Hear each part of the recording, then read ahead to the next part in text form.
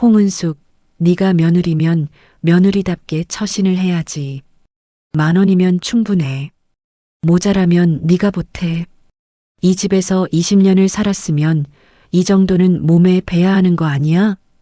그 말들이 아직도 귓속에서 맴돌았습니다. 새벽 4시였습니다. 창밖은 아직 칠흑처럼 어두웠고 아파트 복도에서는 바람소리만 낮게 울었습니다. 저는 부엌불을 혼자 켜고 냉장고 문을 열었습니다. 찬 공기가 얼굴을 때렸지만 아무것도 느껴지지 않았습니다. 두 아이를 둔 가장인데 회사 사정으로 권고사직 당했습니다. 막막한 마음에 시작한 채널인데 여러분의 구독 하나가 저희 가족에게 희망이 됩니다. 구독, 좋아요, 알림 설정 꼭 부탁드려요. 손이 움직이는 대로 재료를 꺼내면서도 머릿속은 이미 딴 곳에 가 있었습니다. 20년이었습니다. 20년 동안 저는 이 집에서 이름 없이 살았습니다. 홍은숙이라는 이름은 어느 순간부터 사라졌고 저는 그냥 며느리였습니다. 밥 짓는 며느리, 전 부치는 며느리, 뒤치다꺼리하는 며느리. 명절이 오면 사흘 전부터 준비를 시작했고 제삿날이면 새벽부터 일어나 혼자 부엌을 지켰습니다. 그게 당연한 일인 줄 알았습니다. 아니, 당연한 일인 척 버텼습니다. 기름 냄새가 코끝을 찔렀습니다. 전을 부치면서 저는 생각했습니다. 이게 마지막이라고. 아직 그 누구도 모르는 마지막이었습니다. 며칠 전 일이 다시 떠올랐습니다.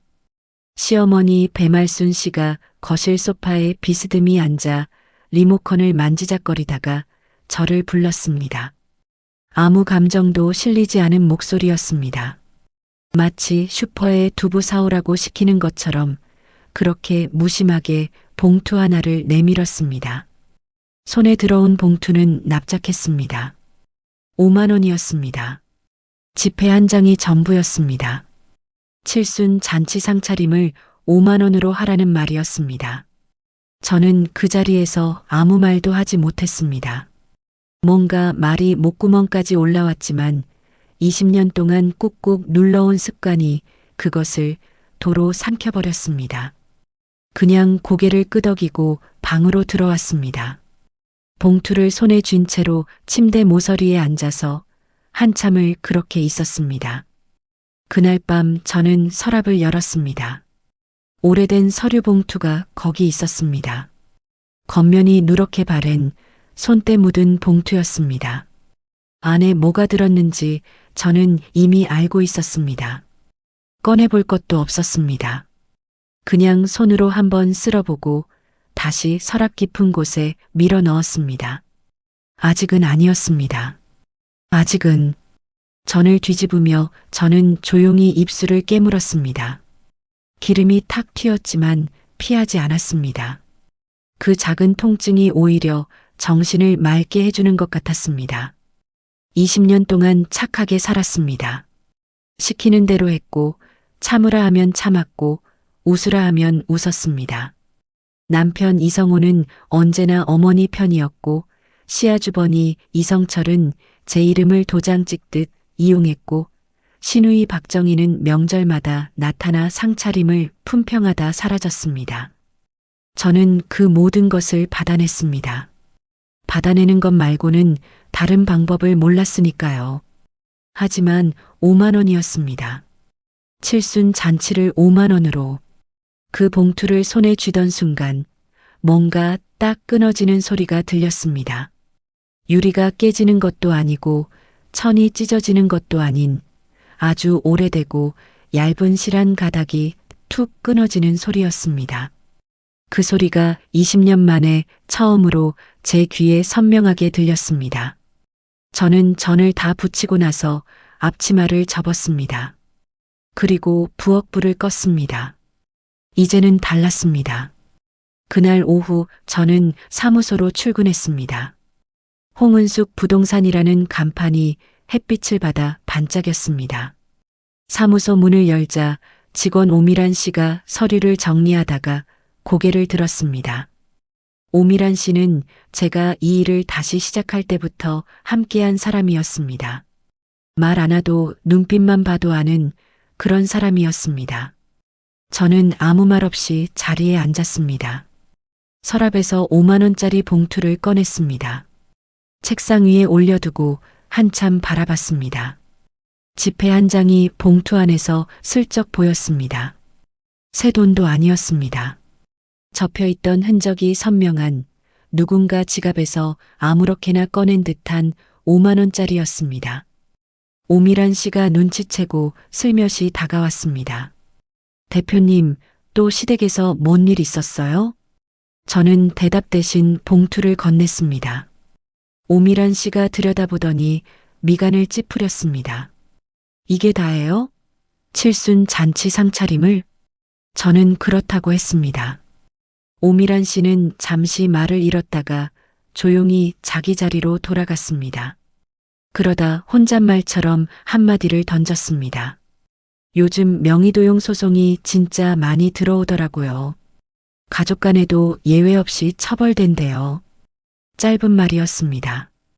별 의도 없이 꺼낸 말처럼 들렸지만 저는 그 말이 심장 어딘가에 조용히 박히는 걸 느꼈습니다. 오미란 씨는 이미 다시 서류를 들여다보고 있었습니다. 저는 창밖을 내다봤습니다.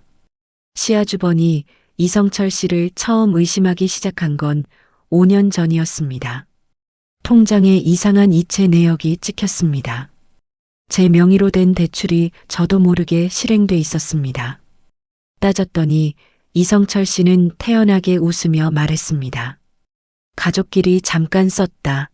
곧 갚는다. 형제간에 그럴 수도 있는 거 아니냐고. 남편 이성호는 그 자리에서 제 손을 잡으며 참으라고 했습니다. 어머니 들으시면 속상하신다고. 저는 또 참았습니다. 하지만 그날 이후로 서류를 모으기 시작했습니다. 통장 내역서, 대출 계약서, 이체 확인증. 누가 시킨 것도 아니었습니다. 그냥 본능적으로 챙겼습니다.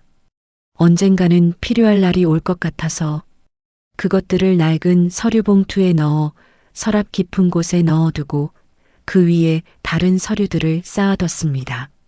누군가 봐도 그냥 오래된 문서 더미처럼 보이도록 책상 위에 5만 원짜리 봉투를 다시 봤습니다.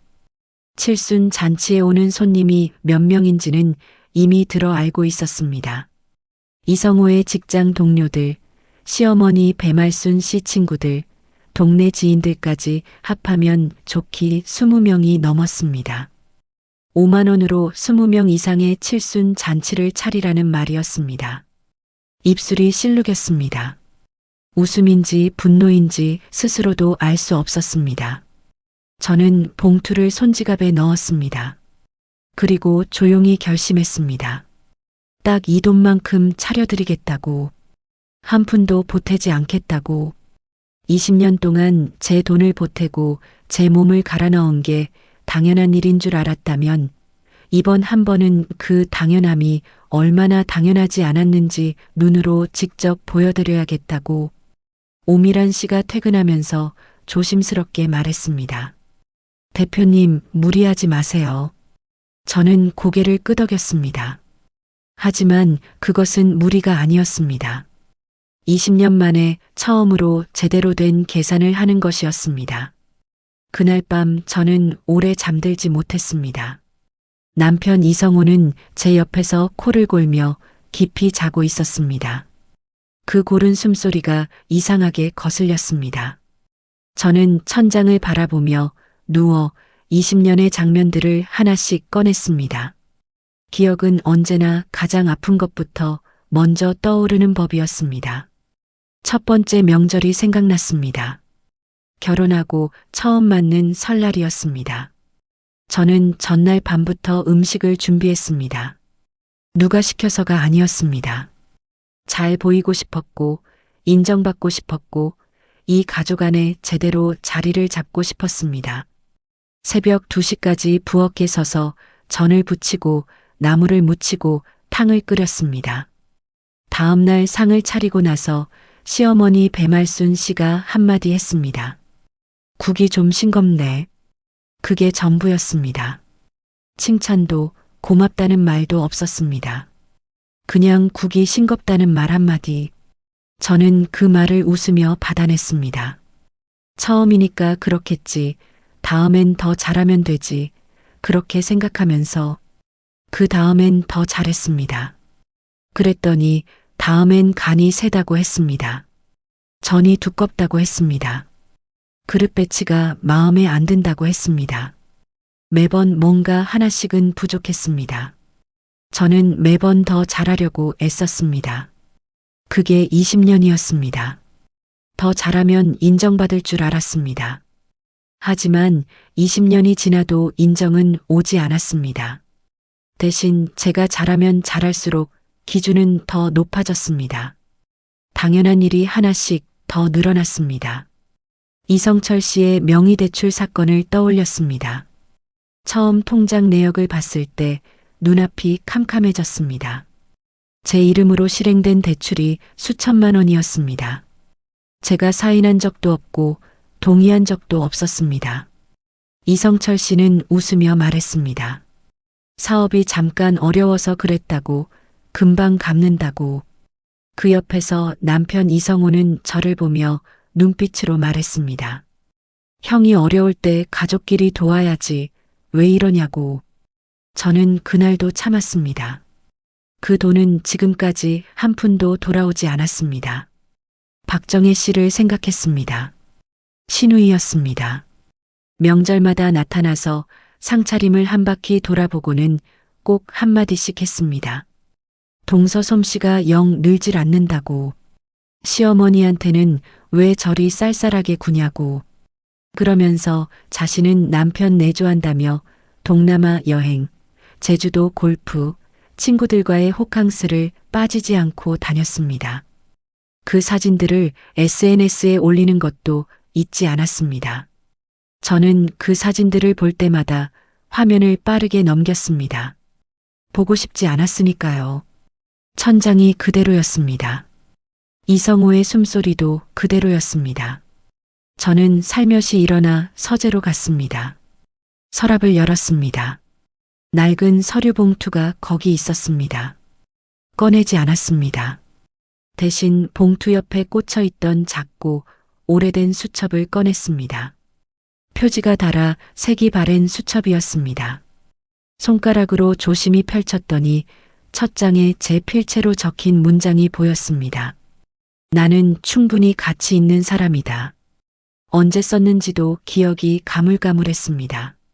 아마 제일 힘들던 시절 어딘가에서 읽었던 문장을 옮겨 적었겠지요. 글씨가 삐뚤빼뚤했습니다.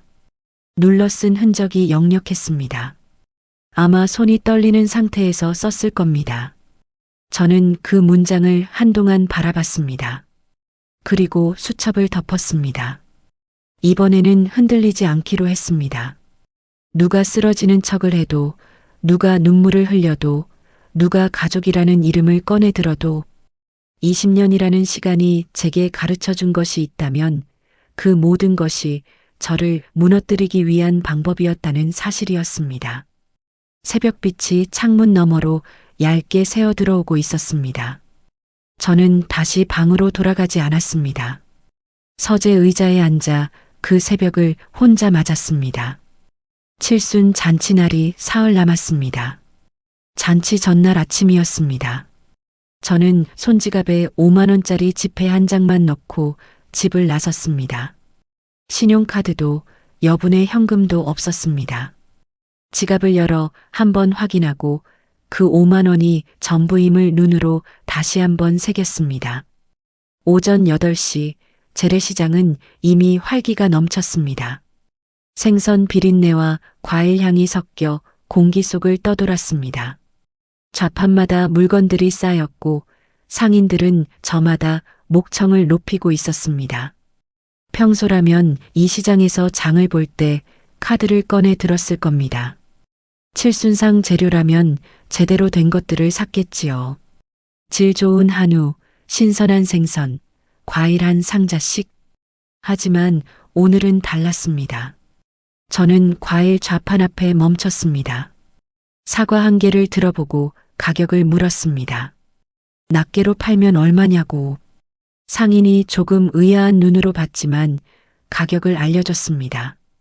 저는 가장 보기 좋은 것 한 개를 골랐습니다. 그리고 배 좌판으로 갔습니다. 거기서도 한 개만 골랐습니다.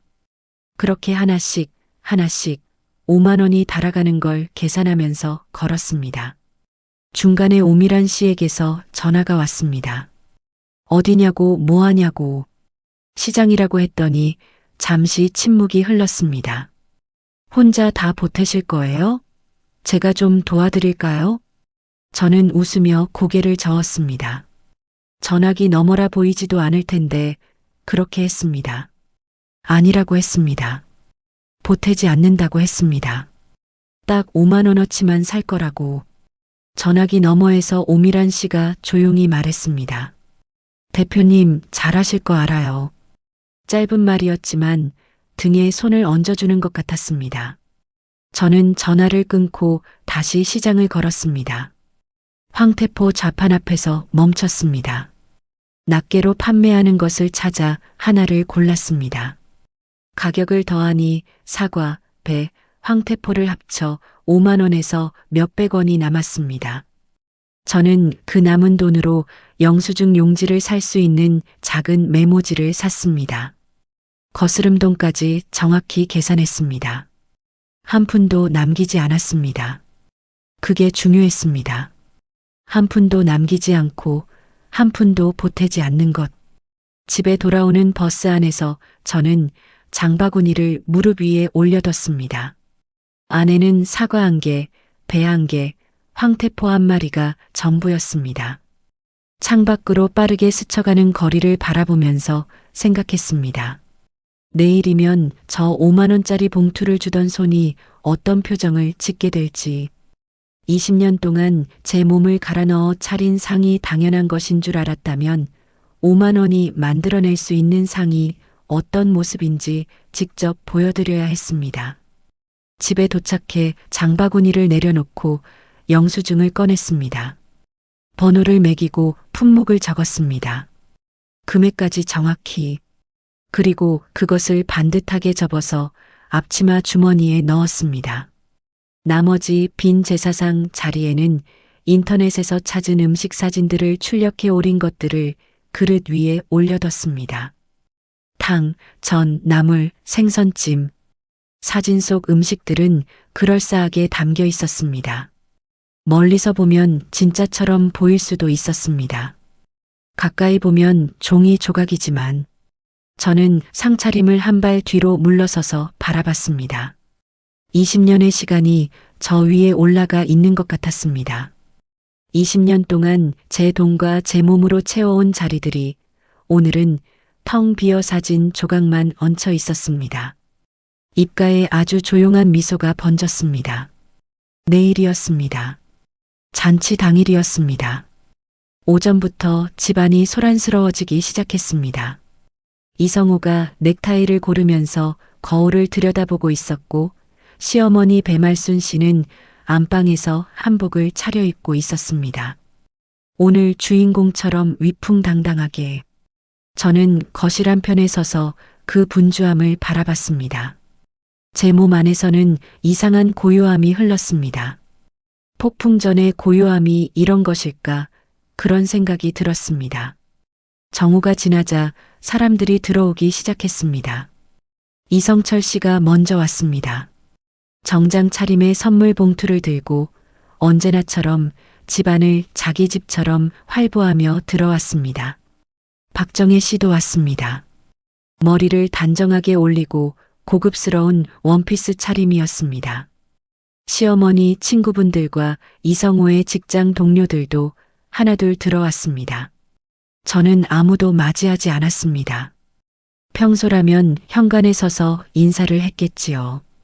어서 오세요. 올라오세요. 뭐 드릴까요? 20년 동안 그렇게 해왔으니까요. 하지만 오늘 저는 거실 한복판에 차려진 상 옆에 조용히 서 있었습니다.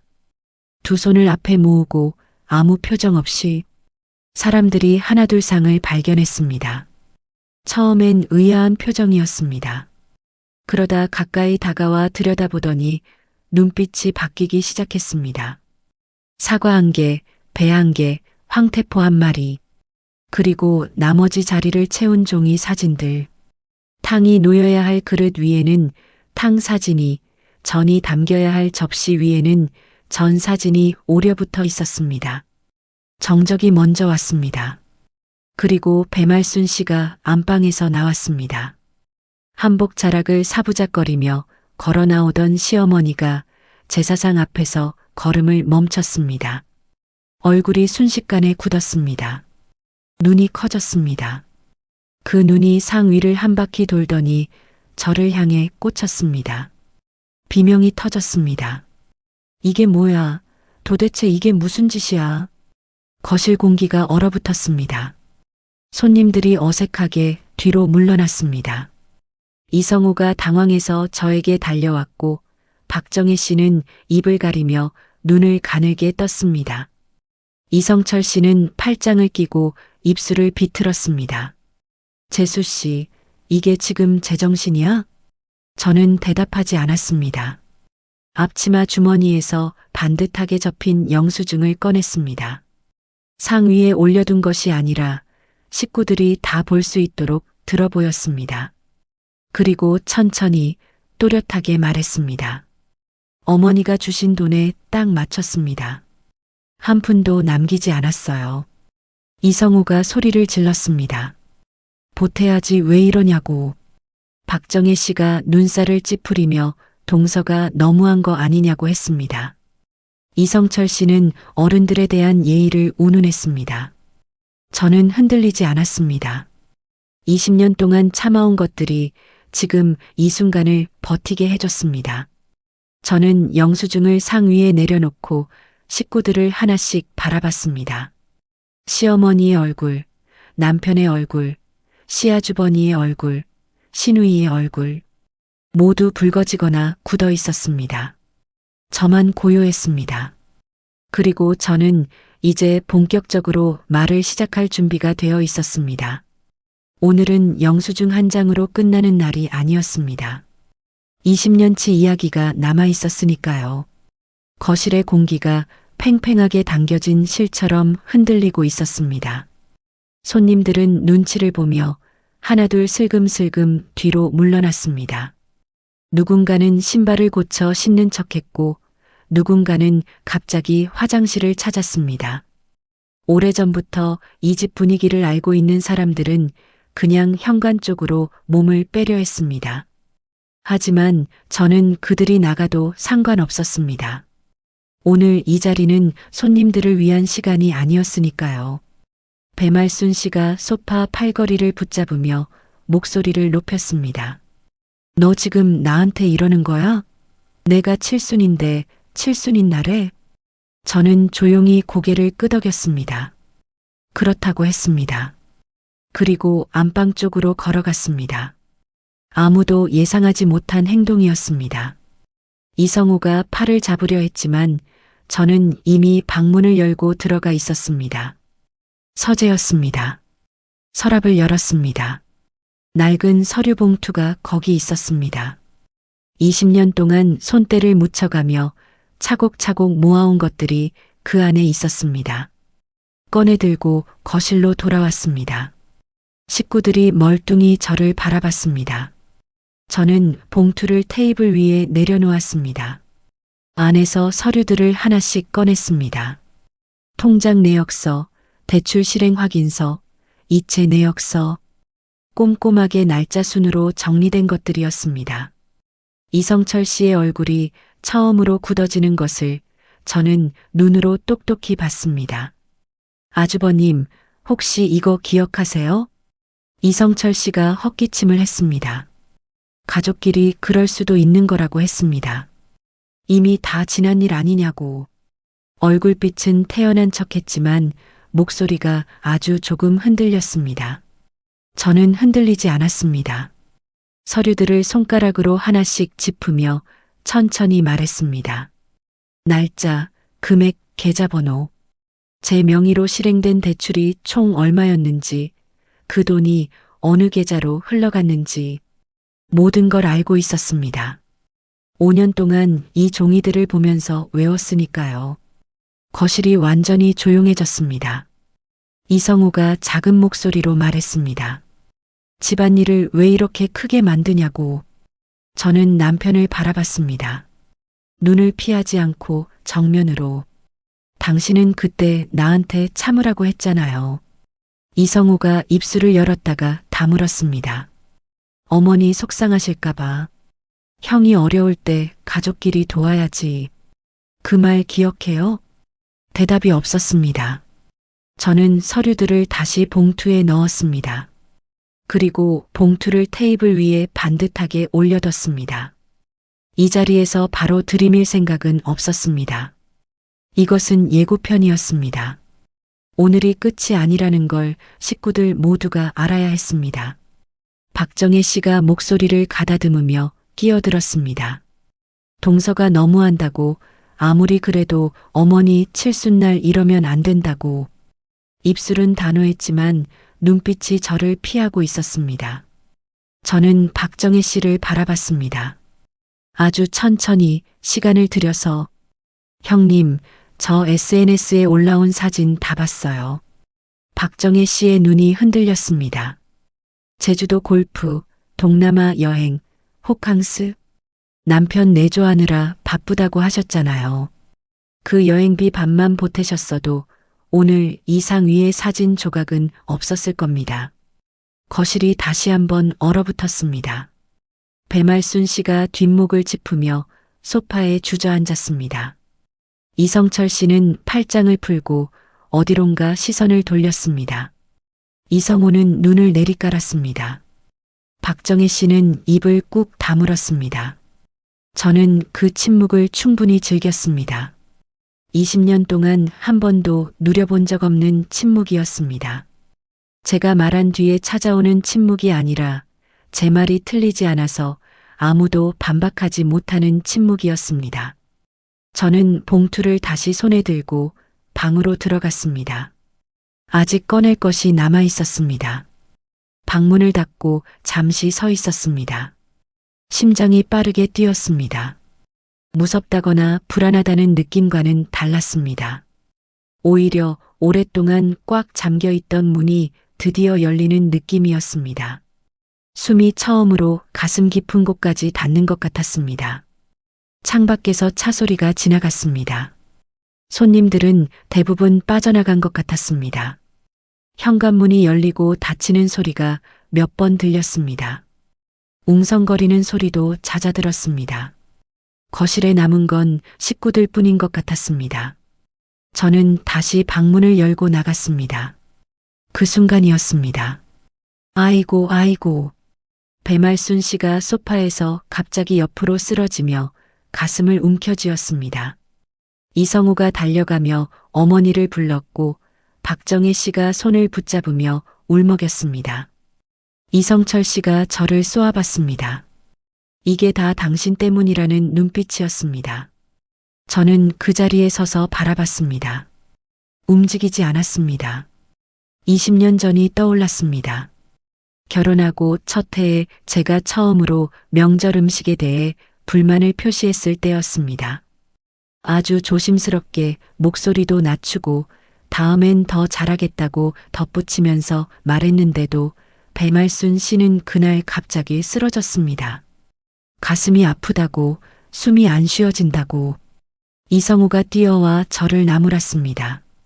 어머니 심장이 안 좋으신데 왜 그런 말을 해서 이러게 만드냐고. 저는 그 자리에서 무릎을 꿇고 사죄했습니다. 그 다음 해에도 같은 일이 있었습니다. 그 다음 해에도.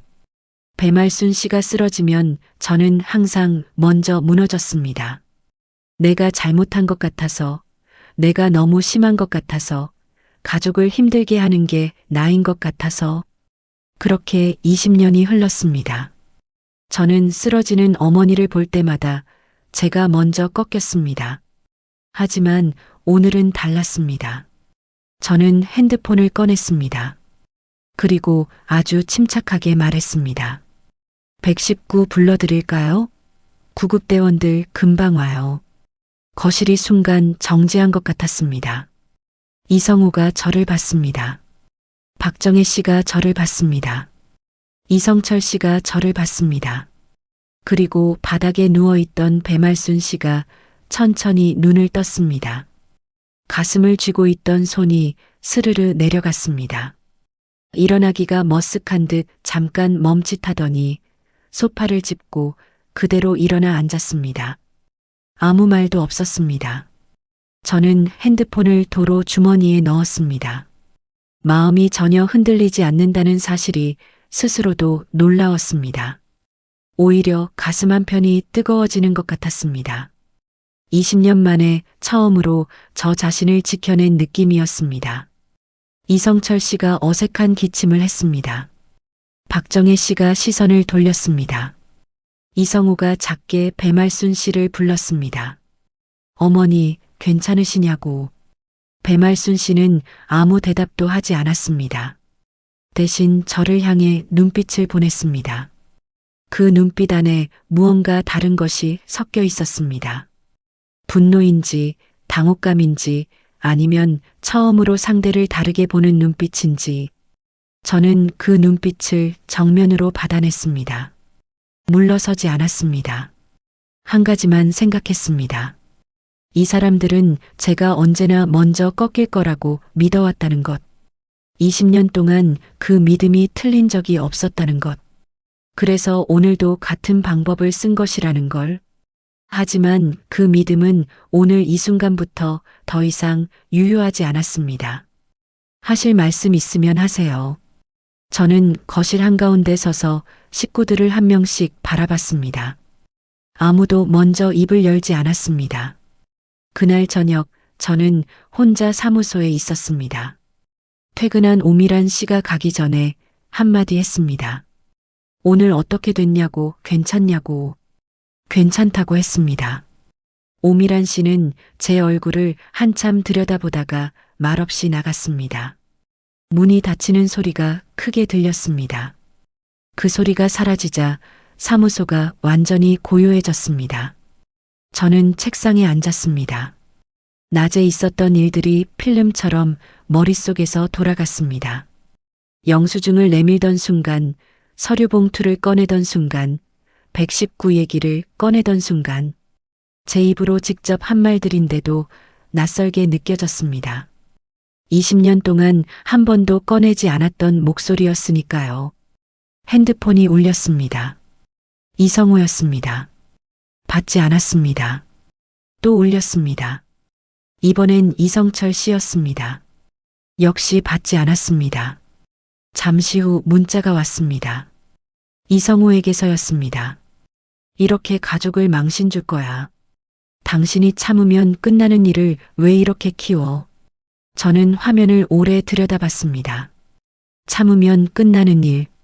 그 말이 가슴 어딘가를 건드렸습니다. 20년 동안 제가 들어온 말이었습니다. 참으면 된다. 내가 참으면 아무 일 없다. 내가 이러면 다 힘들어진다. 그 말들이 쌓이고 쌓여서 저라는 사람을 아주 작게 만들었습니다.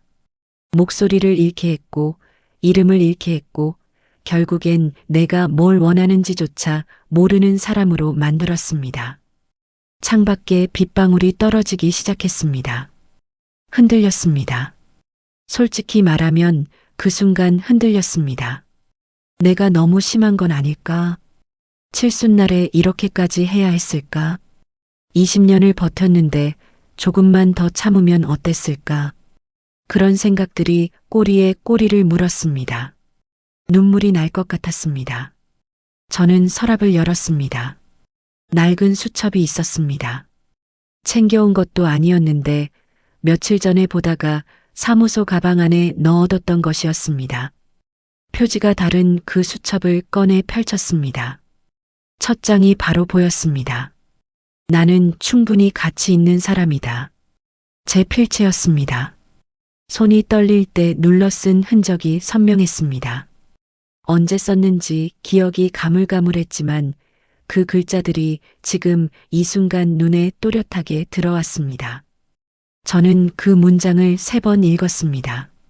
천천히 소리 내지 않고. 그러자 조금 전까지 몰려오던 흔들림이 조용히 가라앉았습니다. 완전히 사라진 게 아니었습니다. 여전히 무겁고 여전히 두려웠습니다.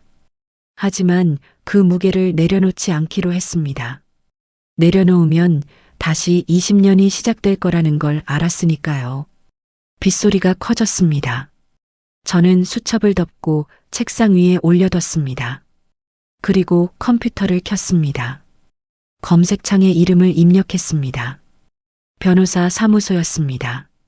이미 며칠 전부터 찾아둔 곳이었습니다. 명의도용 사건을 전문으로 다루는 곳이었고 온라인 상담 신청이 가능했습니다. 신청서를 작성하기 시작했습니다. 이름, 연락처, 사건 개요. 손가락이 키보드 위에서 멈추지 않았습니다. 5년 동안 서랍에 넣어뒀던 말들이 문장이 되어 화면 위에 쌓였습니다. 사건 경위, 피해 금액, 증거 서류 보유 여부, 하나도 빠짐없이 적었습니다. 제출 버튼을 눌렀습니다. 화면에 접수 완료 문구가 떴습니다. 저는 등받이에 몸을 기댔습니다. 빗소리가 창문을 두드렸습니다. 사무소 안은 조용했습니다. 두렵지 않다면 거짓말이었습니다. 앞으로 어떻게 될지 알 수 없었습니다. 이성우가 어떤 반응을 보일지, 이성철 씨가 어떻게 나올지, 배말순 씨가 어떤 말을 꺼낼지. 그러나 수첩 위에 그 문장이 자꾸 눈에 밟혔습니다. 나는 충분히 가치 있는 사람이다. 내일 변호사를 만나러 가기로 했습니다. 변호사를 만난 건 그로부터 사흘 후였습니다. 사무실은 번화가 건물 5층에 있었습니다. 엘리베이터에서 내리면서 저는 숨을 한번 깊이 들이쉬었습니다. 서류 봉투를 가방 안에 넣어왔습니다. 20년치의 무게가 그 안에 있었습니다. 변호사는 젊고 조용한 사람이었습니다. 서류들을 천천히 들여다보더니 몇 가지를 물었습니다. 저는 하나씩 대답했습니다. 사실대로 빠짐없이. 변호사가 마지막에 서류를 내려놓으며 말했습니다. 충분하다고 했습니다. 진행할 수 있다고. 사무실을 나오는 길에 발걸음이 달랐습니다. 가방이 가벼워진 것 같은 느낌이 들었습니다. 실제로는 서류 봉투가 그대로 들어있는데도 불구하고 고소장이 접수된 날 오후 이성철 씨에게서 전화가 왔습니다. 처음엔 목소리가 단호했습니다. 가족끼리 이러면 안 된다고, 법까지 끌어들이는 건 너무하다고. 그 목소리가 통화가 이어질수록 조금씩 낮아졌습니다. 저는 들었습니다. 끊지 않고 아무 말도 보태지 않고 그냥 들었습니다. 이성철 씨가 결국 이렇게 말했습니다.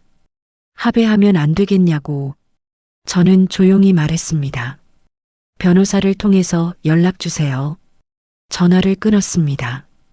그 다음날 박정혜 씨가 사무소로 찾아왔습니다. 오미란 씨가 당황한 얼굴로 눈빛을 보냈지만 저는 고개를 끄덕이며 들어오라고 했습니다. 박정혜 씨는 핸드백을 두 손으로 쥐고 소파에 앉았습니다. 평소와 달리 어깨가 내려가 있었습니다. 가족인데 이럴 수 있냐고 했습니다. 저는 바로 받아쳤습니다. 형님은 형님이 당한 일이 아니니까 쉽게 얘기하시는 거예요. 박정혜 씨가 입술을 깨물었습니다. 남편 내조한다고 하시면서 골프 다니시는 동안 저는 이 집 살림 20년을 혼자 했어요. 형님이 여행 가서 쓰신 돈반만 보태셨어도 오늘 상 위에 종이 사진은 없었겠죠. 박정혜 씨의 눈이 빨개졌습니다. 미안하다고 했습니다. 진짜로 몰랐다고 했습니다. 저는 대답하지 않았습니다. 미안하다는 말이 필요한 시간은 이미 지났으니까요. 이틀 후 이성우가 사무소로 왔습니다. 퇴근 시간이 지난 뒤였습니다. 오미란 씨는 이미 퇴근한 후였습니다. 이성우는 문을 열고 들어오면서 저를 봤습니다. 그 눈빛에 무언가 낯선 게 있었습니다. 평소 같으면 어머니 편을 들거나 제 행동을 나무랐겠지요. 하지만 오늘은 달랐습니다. 애원하는 목소리였습니다. 미안하다고 했습니다. 20년 동안 내 편이 돼주지 못해서 미안하다고. 그리고 곧이어 이렇게 말했습니다. 당신 지금 잘 된다며. 제발 형 빚 좀 어떻게 해줘. 저는 손에 들고 있던 볼펜을 내려놓았습니다. 5만 원짜리 봉투를 꺼냈습니다. 잔치날 배말순 씨가 던져준 그 봉투였습니다. 고스란히 가지고 있었습니다. 저는 그것을 이성우 앞에 올려뒀습니다. 이거 어머니한테 돌려드려요. 이성우가 봉투를 내려다봤습니다. 이제 직접 차리시라고요. 저는 오늘부로 이 집 며느리 그만합니다. 이성우가 멍하니 저를 봤습니다. 말이 나오지 않는 것 같았습니다. 저는 서랍에서 서류 한 장을 꺼냈습니다. 이미 도장이 찍혀 있었습니다. 이성우에게 내밀었습니다. 남편이 한때 꺼내들었던 이혼 서류였습니다. 제 도장이 먼저 찍혀 있었습니다. 이성우가 그 서류를 손에 들고 오래 들여다봤습니다. 그러다가 아무 말도 못하고 일어났습니다. 문이 닫혔습니다. 저는 창밖을 바라봤습니다. 저녁 햇살이 유리창에 비스듬히 닿아 있었습니다. 가슴이 먹먹했습니다. 슬프지 않다면 거짓말이었습니다. 20년이었으니까요. 그러나 그보다 더 크고 묵직한 무언가가 가슴 안에서 자리를 잡고 있었습니다. 홀가분함이었습니다. 1년이 지났습니다. 강당 안은 밝고 넓었습니다. 수백 명의 공인중개사들이 자리를 채우고 있었습니다. 앞줄에는 업계에서 이름을 알리기 시작한 젊은 설계사들이 앉아 있었고 뒷줄에는 오랫동안 이 일을 해온 베테랑들도 보였습니다. 무대 위 화면에는 큼직하게 이름이 적혀 있었습니다. 홍은숙. 저는 단상 앞에 섰습니다. 정장이 잘 맞았습니다. 머리를 단정하게 올렸고 구두굽이 마룻바닥에 닿을 때마다 소리가 났습니다.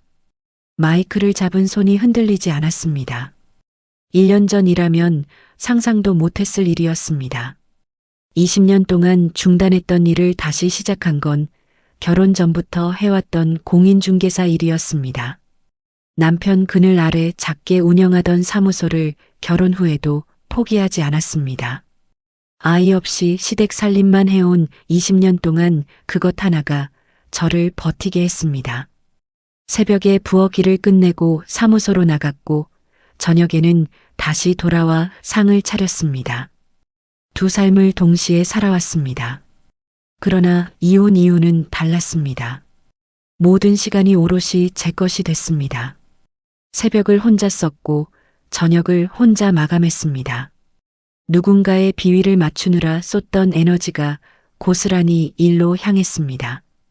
오밀한 씨와 함께 계약을 하나씩 늘려갔고 사무소는 어느새 직원이 셋으로 늘었습니다.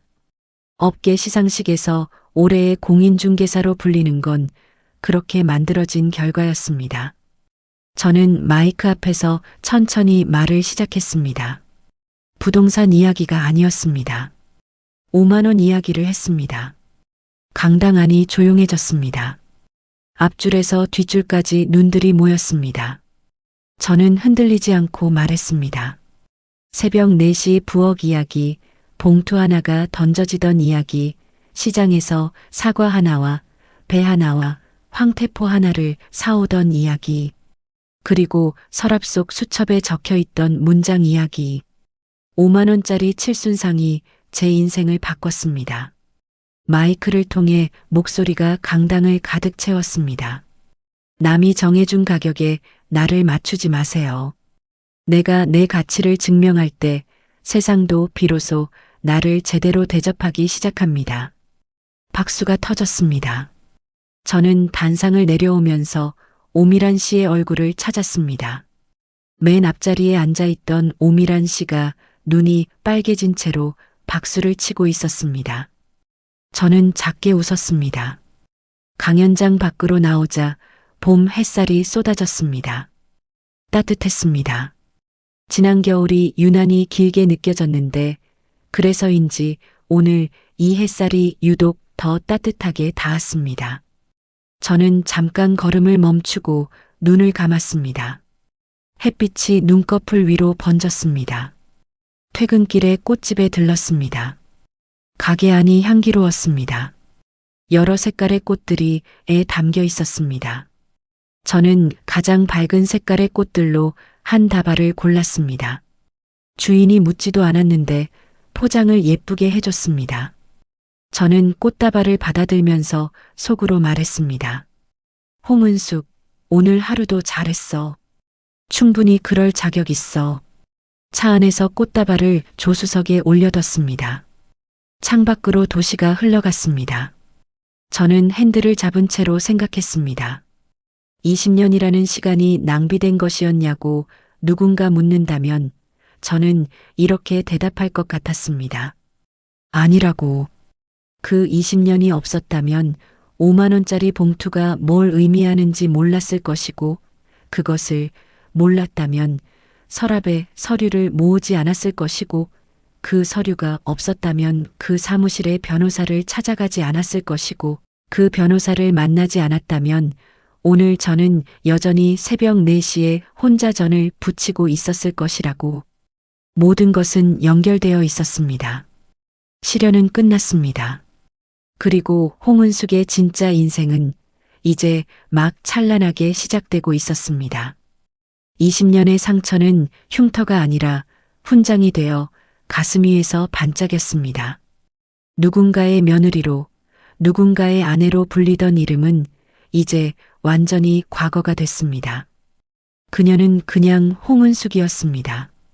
자기 인생의 주인. 그것으로 충분했습니다.